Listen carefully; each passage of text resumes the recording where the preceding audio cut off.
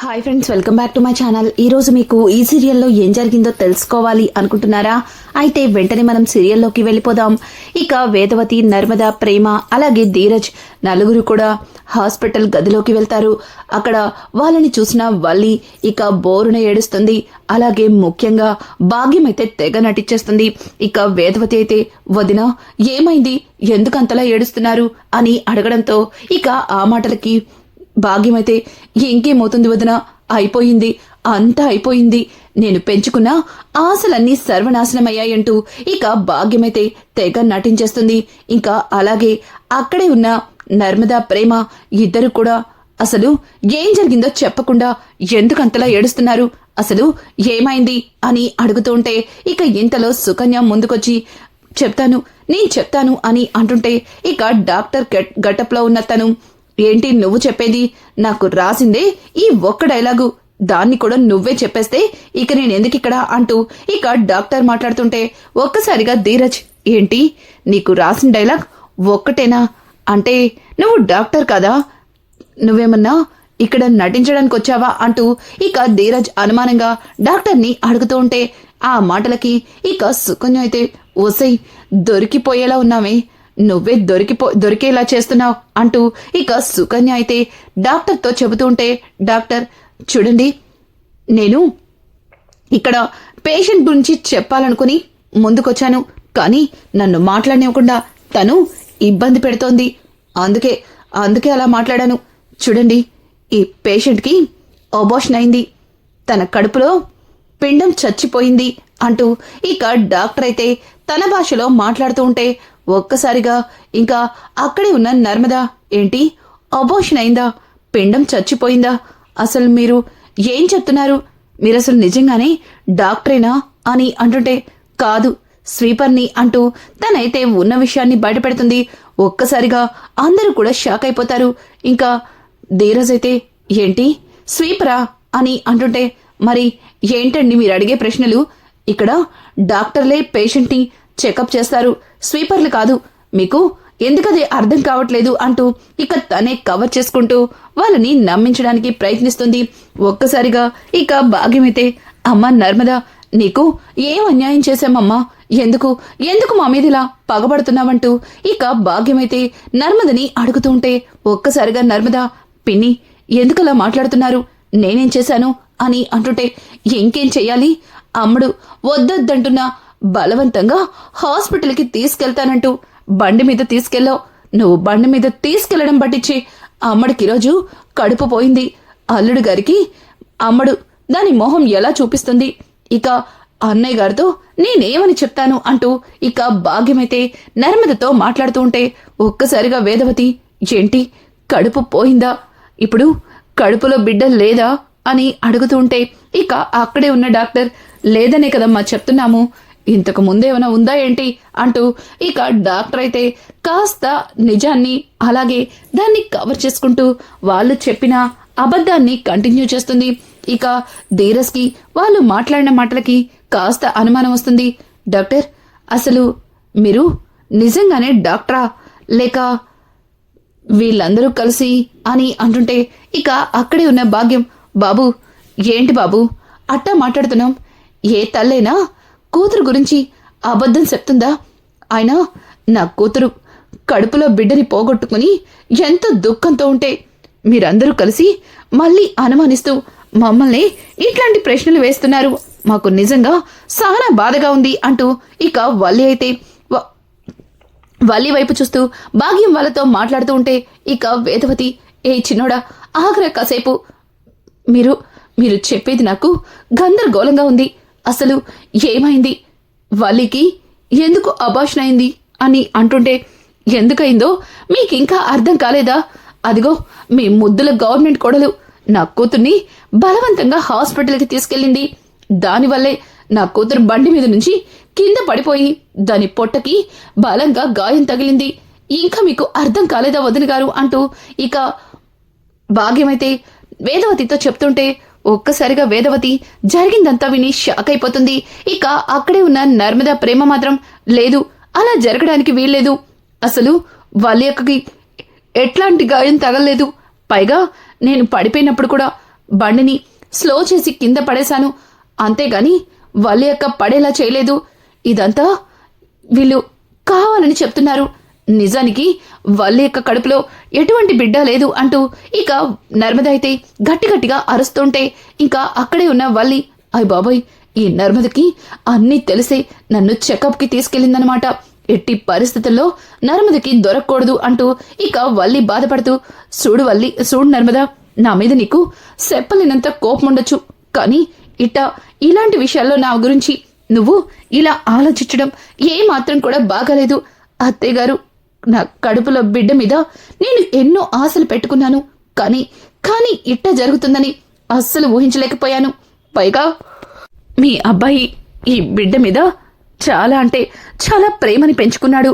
ఎప్పుడెప్పుడు బిడ్డ బయటకొస్తుందా, ఎప్పుడెప్పుడు ఆ బిడ్డని ఎత్తుకోవాలా అని ఎదురు చూస్తున్న ఆయనకి ఇప్పుడు నా కడుపులో బిడ్డ లేదని ఎట్టా చెప్పాలి అంటూ వల్లి అయితే చాలా అంటే చాలా బాధపడుతున్నట్టుగా యాక్ట్ చేస్తుంది. అదంతా కూడా ధీరజ్కి ఒక విధంగా అబద్ధంలా అనిపిస్తుంది. ఇక కొంతసేపటికి అక్కడికి రామరాజు అలాగే చందు కూడా వస్తారు. ఇక వాళ్ళిద్దరికీ జరిగింది భాగ్యమైతే చెప్తుంది. ఒక్కసారిగా ఆ మాటలు విన్న చందు కోపంతో రగిలిపోతాడు. ఇక నర్మద దగ్గరికెళ్ళి, ఎందుకు నర్మద ఇలా చేశావంటూ ఇంకా నర్మదని నిలదీస్తుంటే, అయ్యో బావగారు, అసలు ఏం జరిగిందో తెలుసుకోకుండా అని అంటుంటే, ఇంకేం జరగాలమ్మా, ఇంకేం జరగాలి? అయినా అప్పటికి వేదవతి నిన్ను వల్లిని తీసుకెళ్లొద్దని చెప్తూనే ఉంది. కానీ తన మాటని వినిపించుకోకుండా జ్వరం అంటూ తనని బలవంతంగా ఈడ్చుకెళ్ళావు. ఇప్పుడు ఏమైంది చెప్పు అంటూ ఇక రామరాజైతే నర్మదని నిలదీస్తూ ఉంటే, నర్మద, అయ్యో మావయ్య, అది కాదు, అసలు ఏం జరిగిందో ఒక్కసారి నన్ను మాట్లాడనివ్వండి అంటూ వేదవతి ఏదో చెప్పబోతుంటే, భుజమా, ఇంత జరిగిన తర్వాత కూడా ఇంకా వీళ్ళని వెనకేసి వస్తున్నావా అంటూ ఇక రామరాజైతే వేదవతితో మాట్లాడి ఇక వల్లి దగ్గరకొచ్చి, అమ్మ వల్లి, బాధపడకు, బిడ్డ పోయినందుకు నీ మనసు ఎంత దుఃఖంతో నిండి ఉందో నేను అర్థం చేసుకోగలను. కానీ నువ్విలా బాధపడి ఆరోగ్యం పాడు చేసుకోకు. రే పెద్దోడా, అమ్మాయికి ధైర్యం చెప్పు అని అనడంతో ఇక చందు వల్లి దగ్గరికి వెళ్తాడు. వల్లి అయితే నిజంగానే బిడ్డని కోల్పోయినట్టుగా తెగ ఫీల్ అయిపోతూ ఇక చందుని హత్తుకుని, బా, బిడ్డ లేదు బా, ఇక బిడ్డని మనం చూడలేం బా అంటూ ఇక వల్లి అయితే బోరున ఏడుస్తుంది. వల్లి బాధని చూసి ఇక చందు కూడా చాలా కుమిలిపోతాడు. బాధపడకు వల్లి, బాధపడకు, మనకి రాసిపెట్టలేదు అంతే అంటూ ఇక చందు అయితే వల్లికి నచ్చచెప్పి అక్కడి నుంచి ఇక వల్లితో నేరుగా ఇంటికైతే బయలుదేరతారు. ఇక ప్రేమ మాత్రం నర్మదతో, అక్క, ఇదంతా చూస్తుంటే ఎందుకో తన కడుపు బండారం బయట పడిపోతుందని ప్లాన్ చేసినట్టుగా అనిపిస్తుంది అంటూ ఇక ప్రేమ మాట్లాడుతూ ఉంటే ఆ మాటలకి నర్మద కూడా, అవును ప్రేమ, ఎక్కడో ఏదో తప్పు జరిగింది, అదేంటో తెలుసుకోవాలి. ఇదంతా ఆ భాగ్యం ఆడుతున్న నాటకంలా అనిపిస్తుంది. అసలు వల్లి అక్క నిజంగా కడుపుతోనే లేదు, నాకు అది మాత్రం స్పష్టంగా తెలుసు అంటూ ఇక నర్మద అయితే ప్రేమతో మాట్లాడుతూ ఉంటుంది. ఇంతలో ధీరజ్, వదిన మీతో కాస్త మాట్లాడాలి అంటూ ఇక ధీరజ్ అయితే నర్మదకి అలాగే ప్రేమకి ఏదో చెప్పబోతూ ఉంటాడు.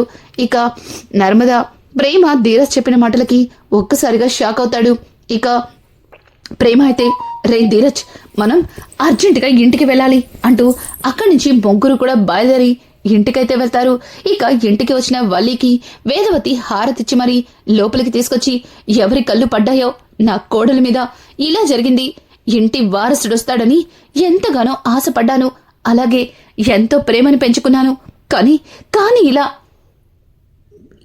ఇలా అవుతుందని అస్సలు అనుకోలేదంటూ ఇక వేదవతి అయితే చాలా బాధపడుతూ ఉంటే అక్కడ ఉన్న రామరాజు, దీన్నంతటికీ కారణం నర్మద చేసిన పని వల్లే ఈరోజు వల్లికి ఇట్లాంటి కడుపు కోత మిగిలింది, అసలు నర్మద ఎందుకు ఇలా ప్రవర్తిస్తుందో నాకు అర్థం కావట్లేదు అంటూ ఇక రామరాజు మాట్లాడుతుంటే అక్కడ ఉన్న వల్లి, కుళ్ళు మావయ్య గారు, కుళ్ళు, నాకంటే ముందే పెళ్ళైనా వాళ్ళు తల్లి కాలేకపోయారు, వాళ్ళకంటే ముందుగా తల్లినయ్యానని నా మీద వాళ్ళు ద్వేషాన్ని పెంచుకున్నారు, ఆ ద్వేషమే ఈ రకంగా వాళ్ళు చేయటానికి దారితీసింది అంటూ ఇక వల్లి అయితే నర్మదని అలాగే ఒక విధంగా ప్రేమని కూడా రామరాజు మందు వీరికిస్తూ ఉంటుంది. ఇక చందు అయితే నర్మద ప్రేమలు రావడం గమనించి ఇక చాలా కోపంగా నర్మద దగ్గరికెళ్ళి, చూడమ్మా నర్మద, మీరు వల్లి విషయంలో ఇలాంటి తప్పు చేస్తారని కలలో కూడా ఊహించలేదు. వల్లి ఎన్నో తప్పులు చేసుండొచ్చు, ఎంతో మోసం చేసుండొచ్చు, కానీ ఇంకా నేల మీద పడని ఒక పసిబిడ్డని ఇలా చిదిపేయడానికి మీకు మనసులా ఒప్పుకుంది. అసలు ఎందుకు ఇలా చేశారు అంటూ ఇక చందు అయితే బోరున ఏడుస్తూ నర్మదని అలాగే ఇక ప్రేమని నిలదీస్తూ ఉంటే అప్పుడే వచ్చిన సాగర్ చందుని అట్లాంటి పరిస్థితిలో చూసి, అన్నయ్య ఏమైంది, ఎందుకలా ఉన్నావు, ఎందుకలా మాట్లాడుతున్నావు అని అంటుంటే, ఇంకేమవుతుంది బాబు, మీ ఆవిడ చేసిన పనికి నా కడుపులో ఉన్న బిడ్డ నాకు దూరమైంది. నా బిడ్డని బయటికి రాకుండానే నీ భార్య చంపేసింది అంటూ ఇక వల్లి అయితే సాగర్తో చెప్పడంతో ఒక్కసారిగా సాగర్ షాక్ అయిపోతాడు. ఏం మాట్లాడుతున్నారు వదినా, మీరు చెప్పేది అని అంటుంటే, అవునయ్యా, నేను చెప్పేది నిజం.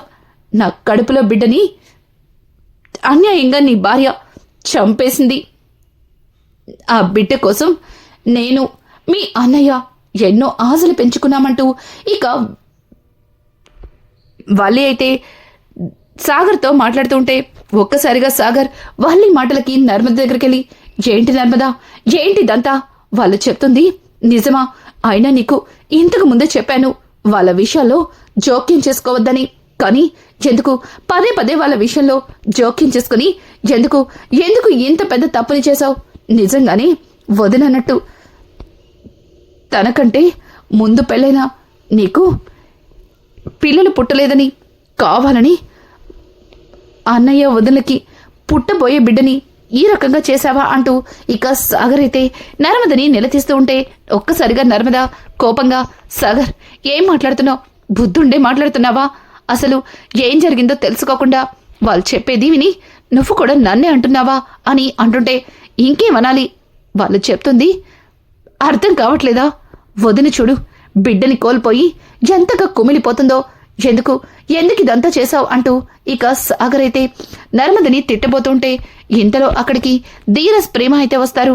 ఒక్కసారిగా ధీరజ్ ప్రేమలైతే, ఆగండి బావగారు, ఆగండి, అసలు వల్లి యొక్క కడుపులో బిడ్డ ఎట్లాంటి ప్రమాదంలో పడలేదు, అసలు ఆ బిడ్డకి ఏమీ కాలేదు, ఎందుకంటే ఇప్పుడే మేము డాక్టర్తో మాట్లాడొచ్చాం అని చెప్పడంతో ఒక్కసారిగా వల్లి షాక్ అయిపోతుంది.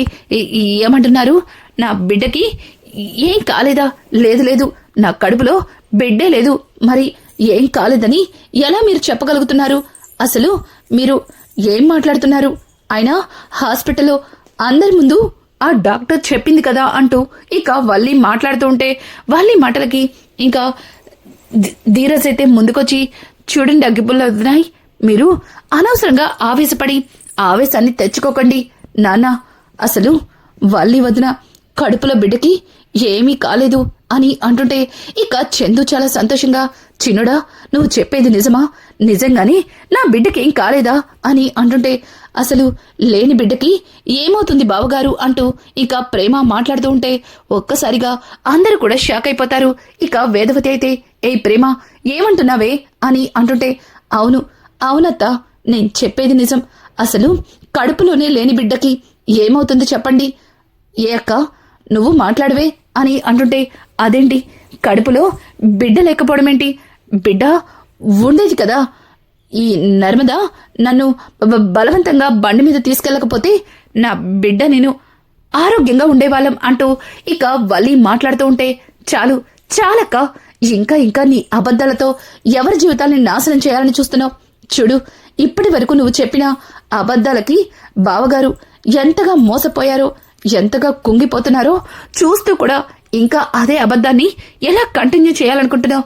ఛీ, నీలాంటి దాంతో మాట్లాడినా వేస్టే అంటూ ఇక ప్రేమ అయితే ధీరజ్ దగ్గరకు వచ్చి, రే ధీరజ్, ఈరోజు ఈ బల్లి చేసిన మోసాలన్నీ ఇక్కడ ఉన్న అందరికీ తెలియాలి, చూపించరా అని చెప్పడంతో ఇక ధీరజ్ అయితే తన పాకెట్లో ఉన్న మొబైల్ని తీసి రామరాజు ముందు పెట్టి, నానా, హాస్పిటల్లో మన వల్లి వదిన కడుపులో బిడ్డ చనిపోయింది, తనకి అబార్షన్ అయింది అని చెప్పిన డాక్టర్ ఇదిగో ఈవిడే కదా అంటూ అక్కడ ఉన్న అందరికీ చూపించడంతో ఇక వేదవతి అవును ఈవిడే, కానీ ఈవిడ హాస్పిటల్ని క్లీనింగ్ ఎందుకు చేస్తుంది స్వీపర్ లాగా అని అంటుంటే ఇక వల్లి అయితే అయిపోయింది, అంతా అయిపోయింది, గిట్ట దొరికిపోయామంటే ఓసే సుక్కు దాన్ని ఏర్పాటు చేసింది నువ్వే కదా అంటూ ఇంకా వల్లి అయితే పటపట పళ్ళు కొరుకుతూ ఉంటుంది.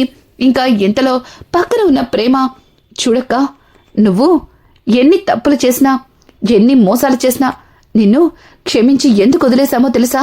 అది నీకు తెలియకుండానే నీ అమాయకత్వంతో మీ అమ్మ చేసిందని, కానీ నీ కడుపులో లేని బిడ్డని ఉందని చెప్పి ఇక్కడ ఉన్న అందరినీ కూడా గుడ్డిగా నమ్మించావు. పైగా ఆ బిడ్డని నర్మదక్కే నీ నుంచి దూరం చేసిందంటూ దేవతలాంటి నర్మదొదని మీద ఇంత పెద్ద నిందని వేశావు. ఇంకా నీ గురించి దాచిపెట్టడం నా వల్ల కాదు. అయినా నేను నువ్వు అనుకున్నంత మంచిదాన్ని కాదు. నర్మదక్క నీ గురించి ఆలోచించుండేదేమో, కానీ నేను మాత్రం నర్మదక్క గురించి ఆలోచించి మాత్రమే ఈ నిర్ణయాన్ని తీసుకుంటున్నాను అంటూ ఇక ప్రేమ అయితే జరిగిందంతా కూడా రామరాజుకి చందుకి చెప్పేస్తుంది. ఒక్కసారిగా చందు రామరాజు వల్లి చేసిన మోసాలకి షాక్ అయిపోతారు. ఇక వేదవతి అయితే ఏ ప్రేమ ఎందుకు ఇప్పుడు ఇదంతా అని అంటుంటే చూడత్తా, ఇప్పుడు కూడా నిజం చెప్పకపోతే మనం బావగారిని అలాగే మావయ్య గారిని ఇంకా మోసం చేసినట్టు అవుతుంది. చూడత్తా, ఈ వల్లి అక్క చేసింది చాలా పెద్ద తప్పు. ఒక బిడ్డని అడ్డం పెట్టుకుని అందరి ఎమోషనల్తో ఆడుకుంటుంది.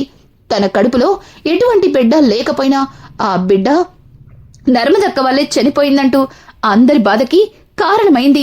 ఇట్లాంటి మనిషిని క్షమించి వదిలేయడం నా వల్ల కాదు. అక్క, నువ్విప్పుడు కూడా నోరు విప్పకపోతే నిజంగానే వీళ్ళందరి ముందు తప్పు చేసినట్టుగా నిలబడవలసి ఉంటుంది అని చెప్పడంతో ఇక నర్మద అయితే సాగర్ దగ్గరకొచ్చి విన్నావా సాగర్, విన్నావా? నేను ఏ తప్పు చేయలేదు. కేవలం మన కుటుంబం లేదులే, నీకీ కుటుంబం అక్కర్లేదు కదా. నీకక్కర్లేకపోయినా నాకు ఈ కుటుంబం కావాలి. నేను వీళ్ళందరితో సంతోషంగా ఉండాలి. చూడు, నేను వల్లి యొక్క విషయంలో ఎటువంటి పొరపాటు చేయలేదు. ఒకవేళ వల్లి యొక్క నిజంగానే ప్రెగ్నెంట్గా ఉండి తనేదన్నా ఇబ్బంది పడితే తనకి ఖచ్చితంగా పక్కనుండి హెల్ప్ చేస్తాను. అది నువ్వు ఎంత వద్దని చెప్పినా అంటూ ఇక నర్మద అయితే రామరాజు దగ్గరికెళ్ళి చూడండి మావయ్య గారు, నాకంటే లేటుగా పెళ్ళైనా వల్లి యొక్క కడుపుతో ఉందని అందరికంటే ఎక్కువగా నేనే ఆనందపడ్డాను. వల్లి అక్కని జాగ్రత్తగా చూసుకోవాలి అనుకున్నాను. కానీ ఇలా జరిగేసరికి నా మీద నాకే గిల్టీ ఫీలింగ్ వచ్చింది. నిజంగానే వల్లి యొక్క కడుపులో బిడ్డకి నా వల్లే ఈ పరిస్థితి వచ్చిందని చాలా బాధపడ్డాను అంటూ ఇక నర్మద అయితే చందు దగ్గరకొచ్చి చూడండి బావగారు, వల్లి అక్క మీద నాకు ఎటువంటి కోపం లేదు. తనంటే ప్రేమ మీద ఎంత అభిమానం ఉందో తన మీద కూడా నాకు అంతే అభిమానం ఉంది. కానీ అప్పుడప్పుడు తను చేసే తప్పులని సరిదిద్దడం కోసం తనతో కాస్త కఠినంగా ఉంటాను. అంత మాత్రాన తన కడుపులో ఉన్న బిడ్డని చంపేసే అంత కోపం నాకైతే లేదు అంటూ ఇక చందుతో చెప్పి ఇక వల్లి దగ్గరికి వెళ్తుంది. చూడు, నువ్వెన్ని మోసాలు చేసినా ఎన్ని తప్పుడు పనులు చేసినా నీ గురించి అందరి ముందు ఎందుకు బయట పెట్టలేదో తెలుసా? సాటి ఆడదానిగా నీ జీవితం పాడవకూడదు అని, అలాగే నువ్వు బావగారిని ఎంతగా ప్రేమిస్తున్నావో అర్థం చేసుకుని ఆయనతో కలిసి ఉండాలని ఎంతగా ఆశపడుతున్నావో తెలుసుకొని నువ్వెన్ని తప్పులు చేసినా ఏదో ఒక రోజు నీ తప్పుని సరిదిద్దుకుంటావని, నువ్వే తెలుసుకొని జాగ్రత్తగా ఉంటావని ఆలోచించాను. కానీ నువ్వు చేసే తప్పులు రోజు రోజుకి మితిమీరిపోయాయి. ఇప్పుడు చివరికి అందరి ఎమోషనల్తో ఆడుకునే పరిస్థితికి దిగజారిపోయావంటూ ఇక నర్మద అయితే వల్లి చెంప పగలకూడదామని చెయ్యెత్తి చేతిని కిందకి దించేస్తూ చూడు, ఈ ఇంటి పెద్ద కొడలు వన్న మర్యాదతో నిన్ను కొట్టకుండా వదిలేస్తున్నాను. లేదంటే నువ్వు చేసిన పనికి నేనేం చేసినా తప్పులేదు అంటూ ఇక నర్మద వేదవతి దగ్గరికెళ్ళి చాలా బాధగా, అత్తయ్య మీరు కూడా అందరితో పాటు నన్ను అనుమానించారు కదూ అంటూ ఇక అక్కడి నుంచి ఏడుస్తూ తన గదిలోకైతే వెళ్ళిపోతుంది. ఇక ప్రేమ నర్మదక్క అంటూ తన వెంటే వెళ్ళబోతూ ఇక మధ్యలో గీసిన గీతని చూసి అక్కడే ఆగిపోతుంది. ఇక ధీరజ్ అయితే అందరితో చూడండి, నర్మదొదిన చాలా మంచిది, అందరి సంతోషాన్ని కోరుకునే వ్యక్తి, అట్లాంటి వ్యక్తి ఇట్లాంటి తప్పు చేస్తుందంటే మీరు ఎలా నమ్ముతున్నారు? అలాగే వాళ్ళ దగ్గరకు వచ్చి చూడండి వదినా, మీరు అన్నయ్యతో కలిసి ఉండాలని మేమందరం కోరుకుంటున్నాం, కానీ దానికోసం మీరు చెయ్యకూడని తప్పులన్నీ చేసి అందరినీ మరింత బాధ పెడుతున్నారు. దయచేసి ఇంకొకసారి ఇటువంటి పొరపాటు చేయొద్దు అంటూ చందు దగ్గరికెళ్ళి, రే పెద్దోడా, వదినా ఎన్ని తప్పులు చేసినా నీ మీదున్న ప్రేమతోనే, నీకు దూరం అవుతానేమో అన్న భయంతోనే నువ్వు తనని దూరం పెట్టి మరిన్ని తప్పులు చేసేలా చెయ్యకురా అంటూ ఇక ధీరజ్ కూడా చందుతో చెప్పడంతో ఇక చందు మౌనంగా ఉండిపోతాడు. రానున్న ఎపిసోడ్స్ లో ఇంతమందిని మోసం చేసిన వల్లికి ఇక చందు ఎలాంటి శిక్ష వేయబోతున్నాడు? అలాగే రామరాజు వల్లిని ఇంటి పెద్ద కొడలిగా ఇంట్లో తనకి స్థానం ఇస్తాడా, లేకపోతే సాగర్ని సపరేట్ పెట్టినట్టు ఇక వల్లి చందులను కూడా వేరు చేస్తాడా? ఇలాంటి లేటెస్ట్ ఎపిసోడ్స్ మీకు మరిన్ని కావాలి అనుకుంటే మా ఛానల్ని సబ్స్క్రైబ్ చేసుకోవడం మాత్రం మర్చిపోకండి. Thanks for watching.